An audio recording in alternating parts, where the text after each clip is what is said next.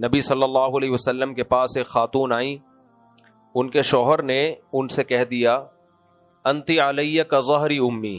پہلے عربی میں نا اپنی ماں کے کسی عضو سے تشبیہ دینے کو یہ سمجھتے تھے کہ بیوی ہمیشہ کے لیے حرام ہو گئی. تو ان کے شوہر نے ایسا کہہ دیا، وہ سمجھی اب میں تو ہمیشہ کے لیے حرام ہو گئی. اب نبی صلی اللہ علیہ وسلم کے پاس آئیں کہ یا رسول اللہ میرے شوہر نے یہ الفاظ کہے ہیں، آپ نے فرمایا کہ حرام ہو گئی ہمیشہ کے لیے، اب تمہارے لیے کوئی رخصت نہیں ہے. میں واقعہ جو سنا رہا ہوں اس سے کچھ اسباق ہیں، اس لیے میں یہ سنا رہا ہوں. تو وہ خاتون آسمان کی طرف دیکھتی، اللہ سے شکایت کرتی، اللہ سے دعا مانگتی، بار بار آتی رہیں. بالآخر آسمان سے یہ آیتیں نازل ہوئیں. وہ آیتیں کیا؟ قد سمع اللہ قول التی تجادلک. حضرت اسماء بنت خولہ تھی، اللہ نے اس عورت کی بات سن لی جو آپ سے بحث کر رہی تھی. وتشتکی الی اللہ، اور شکایت کس سے کر رہی تھی؟ اللہ سے. واللہ یسمع تحاورکما، اللہ تمہاری باتوں کو سنتا ہے. پھر اللہ نے احکام نازل کیے قرآن مجید کے، والذین یظاہرون من نسائہم، فرمایا کہ الذین یظاہرون منکم من نسائہم، جو اپنی بیویوں سے زہار کرتے ہیں. زہار کا مطلب ماں کے کسی مقدس عضو سے تشبیہ دیتے ہیں، تو اس سے وہ ان کی ماں نہیں بن جاتی، لیکن یہ برا قول ہے. تو اب اس برے قول کا کفارہ ادا کرنا پڑے گا. وہ کفارہ کیا ہے کہ فتحریر رقبۃ، ایک غلام آزاد کریں. یعنی شوہر بیوی کے قریب نہیں جا سکتا جب تک ایک غلام آزاد نہ کر دے.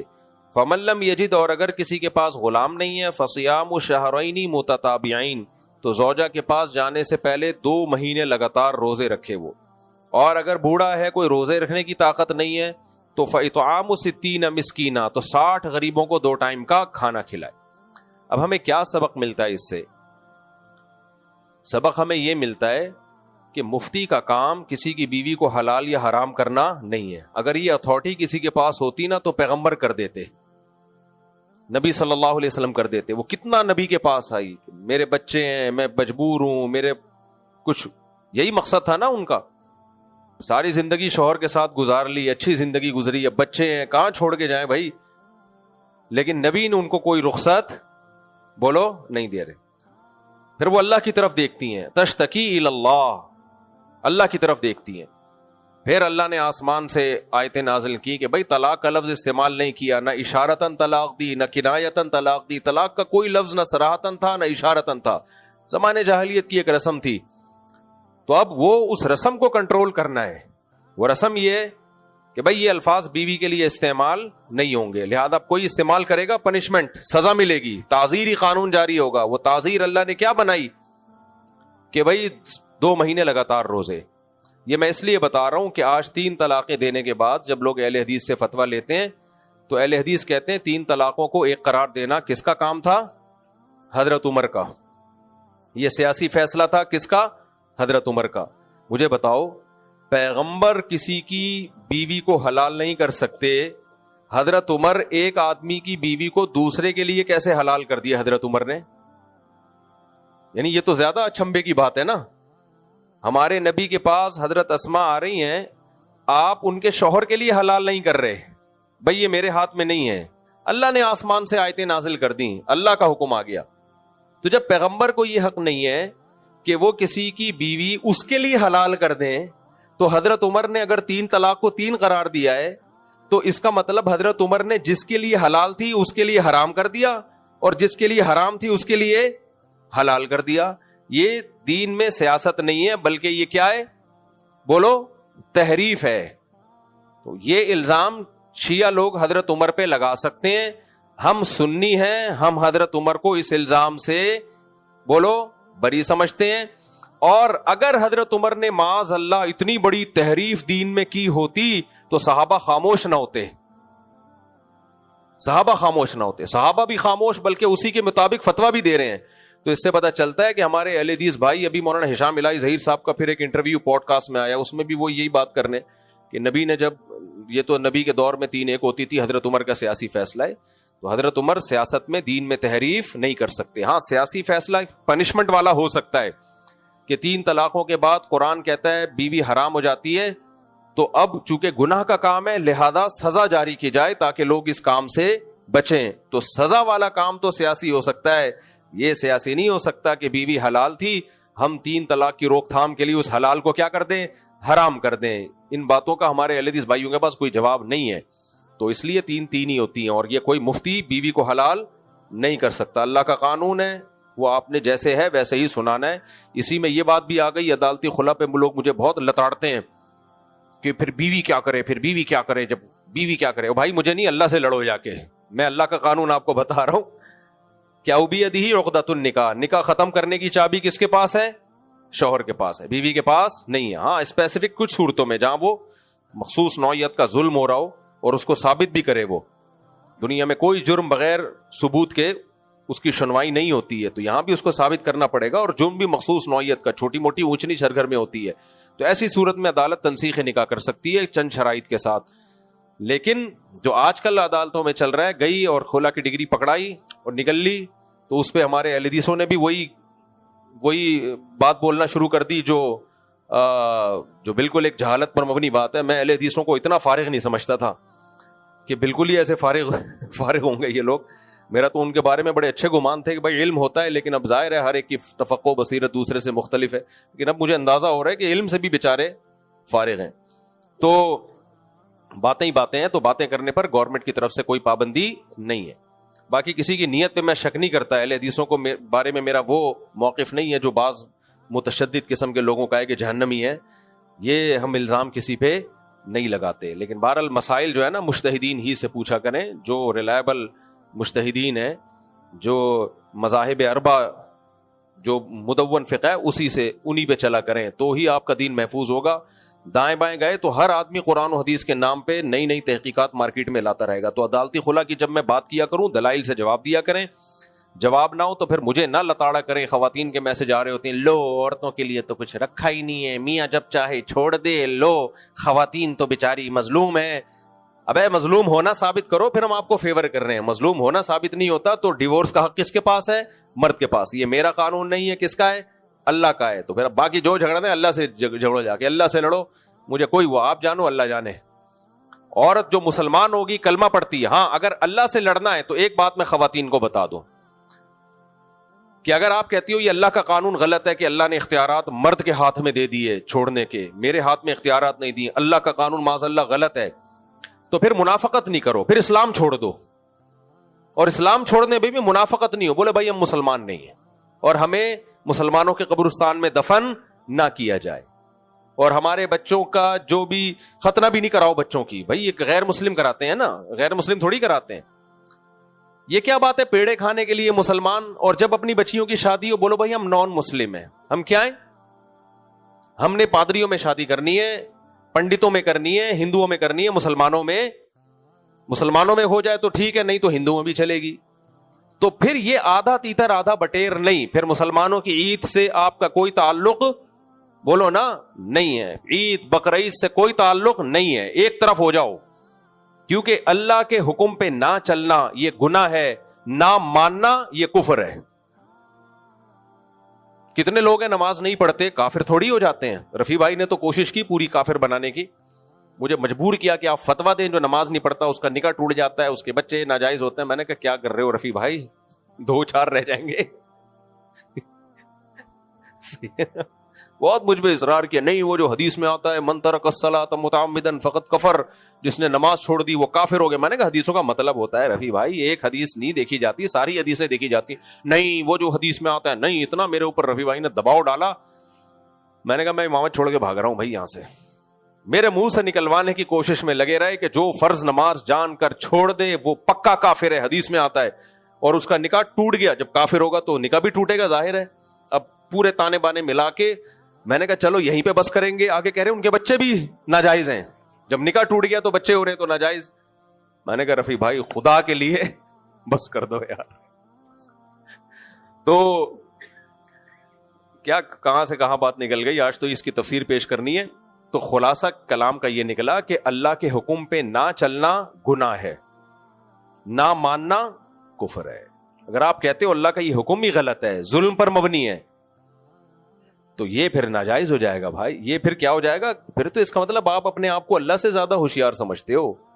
تو یہ منافقت نہیں چلے گی. اور یہ بہت بڑا جرم ہے, اللہ کے حکم پر اعتراض کرنا, پتہ بھی ہو کہ اللہ کا حکم ہے تو بہت بڑا, جو اس سے انسان کافر ہو جاتا ہے.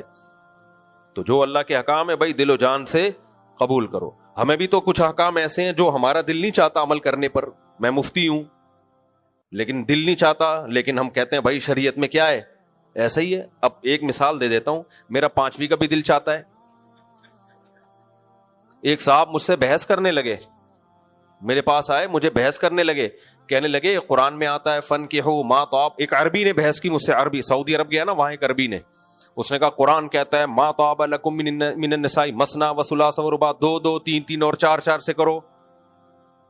وہ مجھ سے بحث کرنے لگا, کہہ رہے 4 سے زیادہ بھی جائز ہے. میں نے کہا پاگل ہو گیا ہوگا بھائی, عربی میں بات چیت ہو رہی ہے. میں نے کہا پاگل ہو گیا. اب ہم تو وہ والے کراچی والا اسٹائل, وہ جو ان کی عربی تو ویسے ہی فارغ ہے, ہماری سمجھ میں ہی نہیں آتی. تو جو مجھے جتنی عربی میں ان کو سمجھا سکتا تھا, میں نے کہا بھائی ایسا نہیں ہوتا, اجماع امت ہے. کہہ رہے نہیں قرآن کی آیت کا ترجمہ کرو. میں نے کہا 2 2 3 3, کہہ رہے اس میں تو تکرار ہے.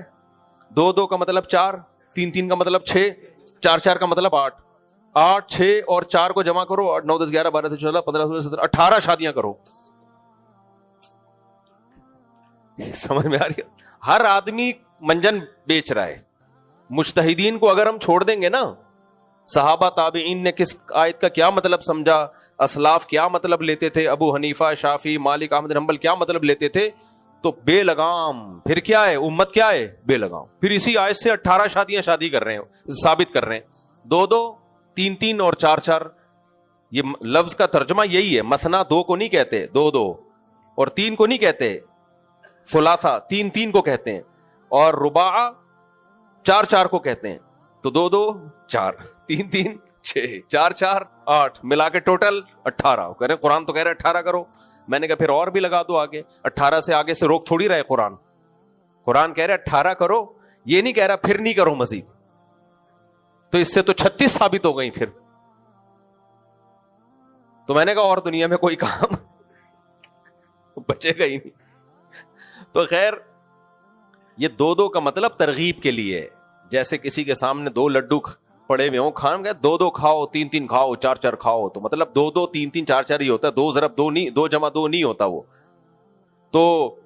اور 4 کے بعد پابندی ہے, اجماع امت ہے اس پر. اور نبی صلی اللہ علیہ وسلم کے مجلس میں اگر کوئی آیا غیر مسلم مسلمان ہوا, غیر مسلم سردار مسلمان ہوا, 10 بیویاں تھیں, آپ نے فرمایا 4 کے علاوہ سب چھوڑ دو, باقی اسلام میں 4 سے زیادہ نہیں رکھ سکتے.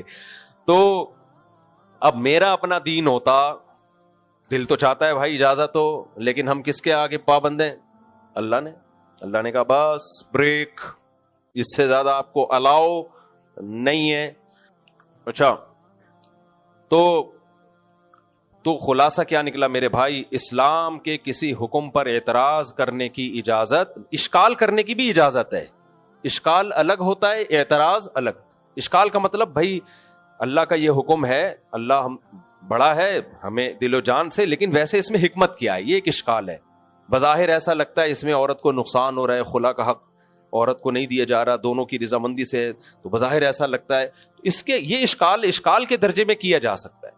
ہم بتائیں گے بھائی اس میں عورت ہی کا فائدہ ہے. اللہ نے جو طلاق کا حق مرد کو دیا, عورت کو نہیں دیا, اس میں فائدہ کس کا ہے؟ عورت کا. پھر یہاں خواتین کہتی ہیں کوئی فائدہ نہیں ہے عورت, ہم تو ظلم کی چکی میں پس رہے ہیں. تو بھائی ہم بتائیں گے, اب 20 دفعہ بیان میں بتا چکے ہیں, پھر بھی وہ آپ کو حکمت سمجھ میں نہیں بھی آئے تو ماننی کس کی ہے؟ اللہ کی ماننی. تو اشکال کرنے میں حرج نہیں ہے, اعتراض نہیں بنتا. پھر اشکال کا جواب سمجھ میں آ جائے ٹھیک ہے, نہیں آئے تو بھی ٹھیک ہے. اگر اللہ کے ذمے ہوتا ہر چیز ہمیں سمجھاتا رہے بٹھا کے, پھر وہ اللہ تھوڑی ہوا. دیکھو مشرکین مکہ نے جب سود حرام ہوا نا, تو مشرکین مکہ نے کہا کہ ہم بیع اور شراء جو قسطوں پہ خرید و فروخت ہوتی ہے اس میں بھی تو یہی ہوتا ہے, اس میں بھی تو یہی ہوتا ہے. اس میں جب ہم دیر سے پیسے دیتے ہیں تو پیمنٹ زیادہ ہوتی ہے. تو یہ کیا بات ہوئی؟ تو قرآن نے اس کا کیا جواب دیا؟ قرآن نے یہ نہیں کہا کہ نہیں ایکچولی یہ فرق ہے دونوں میں, اس میں یہ ہوتا ہے اس میں یہ ہوتا ہے. اللہ نے کہا احل اللہ البیع وحرم الربا. فرق یہ ہے کہ یہ ایک حرام ہے, ایک کیا ہے؟ حلال. اللہ کو یہ اتھارٹی ہے نا بھائی. ایک فوج میں ایک عام آفیسر جو ہوتا ہے نا, اس کو بھی ماتحت کو جب کوئی آرڈر دیتا ہے نا, تو وہ جو ماتحت فوجی ہوتا ہے وہ یہ نہیں کہتا سر ایکچولی ذرا مجھے بتائیں گے آپ مجھے یہ کیوں کہہ رہے ہیں, وہ رکھ کے ایک چپیٹ لگائے گا کھینچ کے, بولے گا میں آفیسر ہوں یا تو میرا باپ ہے. Order is order. جب فوج میں آرڈر از آرڈر, تو اللہ کی حیثیت کیا ایک فوجی آفیسر سے بھی کم ہے بھائی؟ ایسا چو آ جائے آپ کو اٹھانے کے لیے اور کہ آپ ایمبولینس وہ اس میں بیٹھے, سوری وہ ایمبولینس ہی لگ رہی ہوتی ہے آج کل, وہ موبائل میں بیٹھے ہیں آپ, بلکہ وہ ایسی ایمبولینس ہوتی ہے کہ اس کو علاج کی ضرورت ہوتی ہے, یعنی وہ ایمبولینس میں اس کو لے جانا زیادہ ہو جائے گا, پولیس والے ناراض ہوتے ہیں. تو کیا ہے, ایس ایچ او صاحب آئے, بولیں گاڑی میں بیٹھے, سر وجہ تو بتائیں آپ. بیٹا تھانے میں چل کے بات ہوگی. نہیں سر آپ کائنڈلی, اس کو یہ اتھارٹی ہوتی ہے اٹھائے اور تھانے میں لے جائے, وجہ بتا دے, اس کی مہربانی. نہیں بتائے تو بھی وہ پابند نہیں ہوتا, وہ کہے کہ تھانے میں بات ہوگی. تو بھائی اللہ کو اتنا تو حق دے دو کہ اگر وہ کوئی آرڈر دیتا ہے وہ, تو ہم نے بہرحال اس آرڈر کو ماننا ہے, ہمارے پاس نو کا آپشن نہیں ہے. تو یہ جو قد سمع اللہ قول التی کی پہلی آیت سے ہمیں پتہ چلا, جب پیغمبر صلی اللہ علیہ وسلم کے پاس اتھارٹی نہیں ہے, ہمارے نبی کو بھی تو اس خاتون پہ ترس آ رہا ہوگا نا, لیکن اللہ نے آسمان سے آیتیں نازل کی. اس خاتون کا اتنا بڑا مقام, اب آیتیں آسمان سے نازل نہیں ہو سکتی. اب اگر کسی نے 3 طلاقیں دے دیں, گھر اجڑ رہا ہے, تو مفتی کو بھی رونا آتا ہے, شوہر کو بھی رونا آ رہا ہے, بیگم کو بھی رونا آ رہا ہے. اب ہم انتظار کریں کہ آسمان سے اس کے لیے اسپیشل آیتیں اتریں گی, بھائی فلاں سیکٹر 10 نارتھ کراچی کے فلاں گھر میں خاتون کے بچے چونکہ زیادہ ہیں, لہذا اس کی طلاق نہیں ہوئی ہے. تو اب ایسا ہو سکتا نہیں ہے. اللہ نے طلاق کے حکام قرآن میں نازل کر دیے, حدیث میں نازل ہو گئے. اب ہمارے پاس اس میں بحث مباحثے کا آپشن نہیں ہے. اللہ اپنے قانون کو چینج نہیں کرے گا, لہذا ہمیں چاہیے کہ ہم اپنے آپ کو چینج کر لیں. ہم اپنے آپ کو کیسے چینج کریں؟ زبان پہ تالا لگا دیں. سمجھ رہے ہو کیا لگا دیں زبان پہ؟ تالا. جس دن شادی ہوئی ہے اسی دن عزم کر لیں سب کچھ زبان سے نکلے گا سوائے ڈیورس اور طلاق کے لفظ کی, بس. تو اب ہم نے کنٹرول کرنا ہے اپنے آپ پر, اللہ کو ہم چینج بولو نہیں کر سکتے. ایک مثال دے کے بس آگے چلتا ہوں. اس کی مثال ایسے ہے جیسے ایک صاحب مجھے کہنے لگے دوسری شادی میں یہ نقصان, یہ چوکسا, یہ پرابلم, فلانی پرابلم, ڈمکانی پرابلم, مہنگائی وغیرہ. میں نے کہا اگر اللہ ہمارے اس جذبے سے, ہمارے ان اشکالات سے متاثر ہو کر لڑکیاں پیدا کرنا چھوڑ دیں کہ چونکہ ایک آدمی آج کل 2 بیویاں افورڈ نہیں کر سکتا, تو لہذا مرد اور عورتوں کا ریشو میں کیا کرو کہ برابر رکھو اور مردوں کو موت کم دو. حادثاتی موت مردوں میں زیادہ ہے. مردوں میں موت کا ریشو کیا ہے؟ رنڈوے کم ہوتے ہیں, بیوہ زیادہ ہوتی ہیں. یہ رپورٹ ہے, یہ رنڈووں سے جا کے پوچھو, بہت کم ملیں گے آپ کو. بیوہ عورتیں بھری, مرد زیادہ مرتے ہیں نا حادثے میں, شہادتوں میں, بم دھماکوں میں. اللہ ہم سب کو حفاظت میں رکھے, ایسا نہ ہو. باقی آگے ہم چلتے ہیں. تو اب اللہ اپنا قانون اگر مہنگائی کی وجہ سے چینج کر رہا ہے تو ٹھیک ہے, لیکن اللہ نہیں چینج کرتا. تو ہمیں پھر اس کے حساب سے اپنے آپ کو ایڈجسٹ کرنا پڑے گا. تو اللہ عورتوں کی پیدائش چھوڑ دے تو ٹھیک ہے, اللہ تو پیدا کرتے چلا جا رہا ہے اور بڑھے گی یہ قرب قیامت میں. جب بڑھے گی تو بھائی ہم نے اپنے آپ کو فطرت کے حساب سے ایڈجسٹ کرنا ہے. فطرت کو اپنے حساب سے ہم چینج نہیں کر سکتے.